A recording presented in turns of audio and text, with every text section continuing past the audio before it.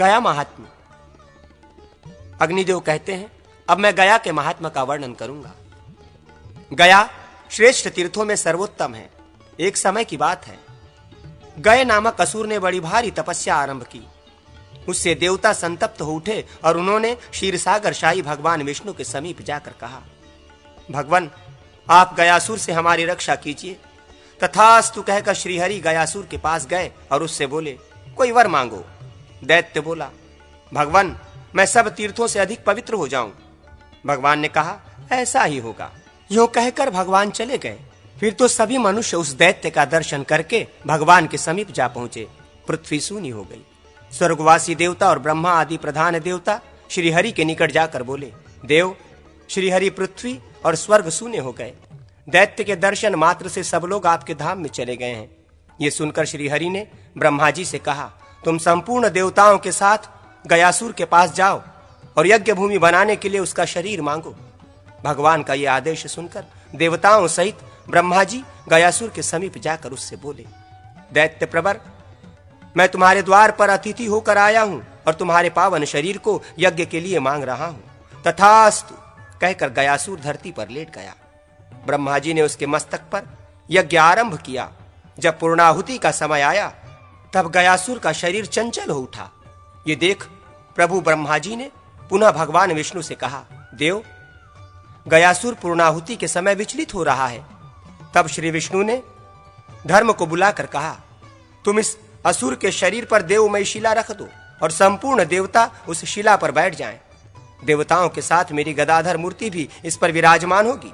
ये सुनकर धर्म ने देवमयी विशाल शिला उस दैत्य के शरीर पर रख दी। शिला का परिचय इस प्रकार है। धर्म से उनकी पत्नी धर्मवती के गर्भ से एक कन्या उत्पन्न हुई थी जिसका नाम धर्मव्रता था। वो बड़ी तपस्विनी थी। ब्रह्मा के पुत्र महर्षि मरीचि ने उसके साथ विवाह किया। जैसे भगवान विष्णु श्री लक्ष्मी जी के साथ और भगवान शिव श्री पार्वती जी के साथ विहार करते हैं, उसी प्रकार महर्षि मरीचि धर्मव्रता के साथ रमण करने लगे। एक दिन की बात है, महर्षि जंगल से कुशा और पुष्प आदि ले आकर बहुत थक गए थे। उन्होंने भोजन करके धर्मव्रता से कहा, प्रिय मेरे पैर दबाओ। बहुत अच्छा कहकर प्रिया धर्मव्रता थके मांदे मुनि के चरण दबाने लगी। मुनि सो गए। इतने में ही वहां ब्रह्मा जी आ गए। धर्मव्रता ने सोचा, मैं ब्रह्मा जी का पूजन करूं या अभी मुनि की चरण सेवा में नहीं लगी रहूं। ब्रह्मा जी गुरु के भी गुरु हैं, मेरे पति के भी पूज्य हैं, अतः इनका पूजन करना ही उचित है। ऐसा विचार कर वो पूजन सामग्रियों से ब्रह्मा जी की पूजा में लग गई। नींद टूटने पर जब मरीचि मुनि ने धर्मव्रता को अपने समीप नहीं देखा तब आज्ञा उल्लंघन के अपराध से उसे शाप देते हुए कहा, तो शिला हो जाएगी।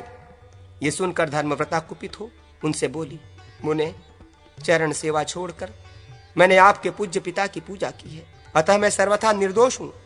ऐसी दशा में भी आपने मुझे शाप दे दिया है, अतः आपको भी भगवान शिव से शाप की प्राप्ति होगी। यूं कहकर धर्मव्रता ने शाप को पृथक रख दिया और स्वयं अग्नि में प्रवेश करके वो हजारों वर्षों तक कठोर तपस्या में संलग्न रही। इससे प्रसन्न होकर श्री विष्णु आदि देवताओं ने कहा, वर मांगो। धर्मव्रता देवताओं से बोली, आप लोग मेरे शाप को दूर कर दें। देवताओं ने कहा, शुभे महर्षि मरीचि का दिया हुआ शाप अन्यथा नहीं होगा। तुम देवताओं के चरण चिन्ह से अंकित परम पवित्र शिला हो जाओगी। गयासुर के शरीर को स्थिर रखने के लिए तुम्हें शिला का स्वरूप धारण करना होगा। उस समय तुम देवव्रता, देवशिला, सर्वदेव स्वरूपा, सर्वतीर्थमयी तथा पुण्यशिला कहलाओगी। देवव्रता बोली, देवताओं यदि आप लोग मुझ पर प्रसन्न हो तो शिला होने के बाद मेरे ऊपर ब्रह्मा, विष्णु तथा रुद्र आदि देवता और गौरी लक्ष्मी आदि देवियां सदा विराजमान रहें। अग्निदेव कहते हैं, देवव्रता की बात सुनकर सब देवता तथास्तु कहकर स्वर्ग को चले गए। उस देवमय शिला को ही धर्म ने गयासुर के शरीर पर रखा, परंतु वो शिला के साथ ही हिलने लगा। ये देख रुद्र आदि देवता भी उस शिला पर जा बैठे।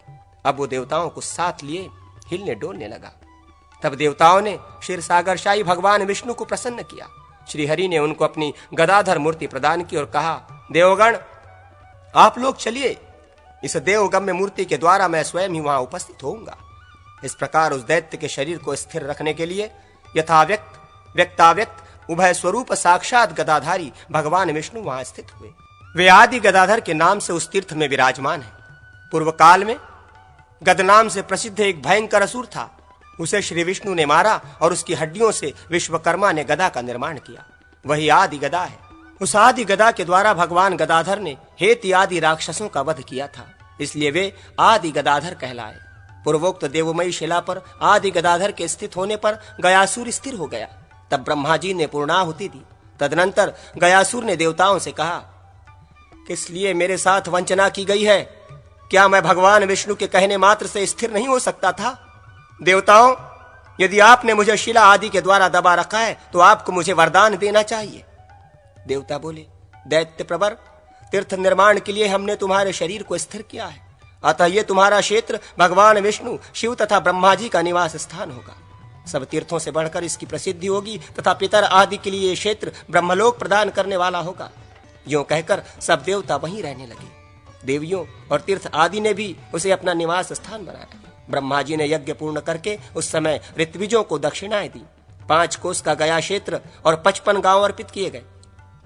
यही नहीं, उन्होंने सोने के अनेक पर्वत बनाकर दिए, दूध और मधु की धारा बहाने वाली नदियां समर्पित की, दही और घी के सरोवर प्रदान किए, अन्न आदि के बहुत से पहाड़, कामधेनु गाय, कल्प वृक्ष तथा सोने चांदी के घर भी दिए।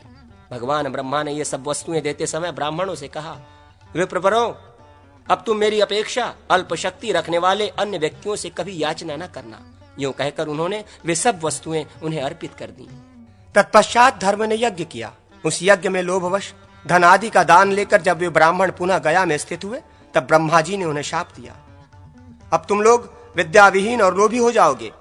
इन नदियों में अब दूध आदि का अभाव हो जाएगा और ये सुवर्ण शैल भी पत्थर मात्र रह जाएंगे।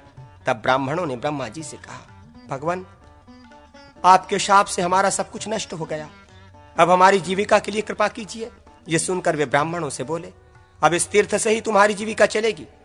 जब तक सूर्य और चंद्रमा रहेंगे तब तक किसी वृत्ति से तुम जीवन निर्वाह करोगे।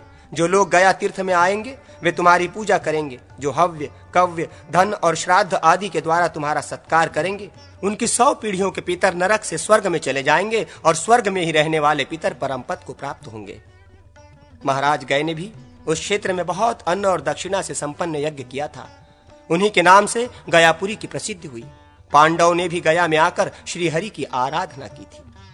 गया